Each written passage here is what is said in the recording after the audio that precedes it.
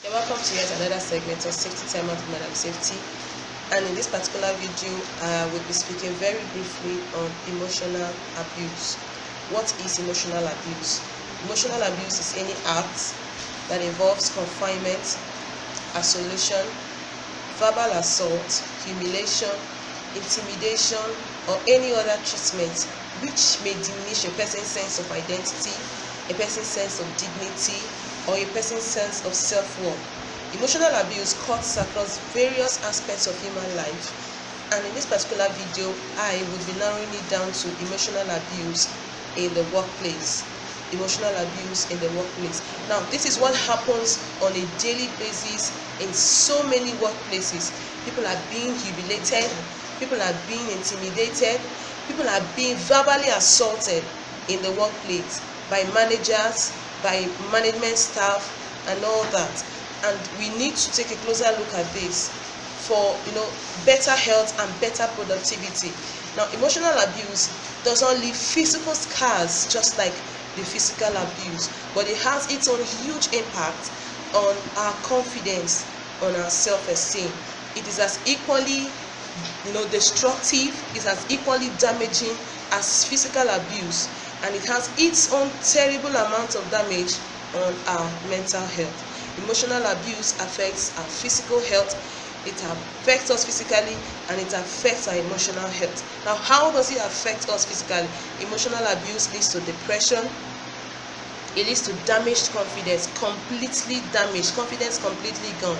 It leads to emotional instability. People become emotionally, unstable.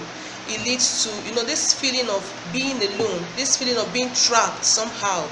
Emotional abuse also leads to withdrawal. People just tend to, withdraw because their minds are going through a whole lot. Emotions are running, and they just want to be left alone. They just want to be, left alone to, go through these thoughts alone. Now, emotional abuse also leads to low self-esteem. Low self-esteem. Emotional abuse could also lead to suicidal thoughts and even suicide if not handled properly. Emotional abuse affects our mental health. Emotional abuse, when people are being emotionally abused, they tend to lose their appetite. When people are being emotionally abused, insomnia sets in, and people just tend not to find sleep. They can't eat well, and they can't even sleep well, and at the long run it leads to severe weight loss. Emotional abuse could also lead to high blood pressure if not handled properly. Now, how do we deal with emotional abuse? You need to sit down and tell yourself the truth. Take an analysis of your mental health. Take an assessment of your mental health before you got into that job. There are so many cases of people, before they got into that job, they could think straight, they could, mentally they were doing just fine. But suddenly, over time in this current job, they can't place it. They are losing their minds. You need to sit down and tell yourself the truth. And it's like losing so much power. And when it has to do with dealing with emotional abuse, it's like getting the power back, like refilling the power back.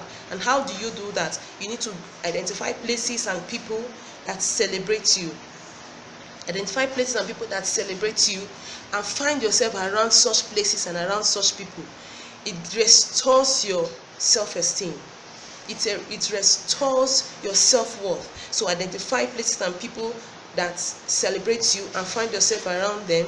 Identify things you do that gives you joy. Is it music? Is it exercise?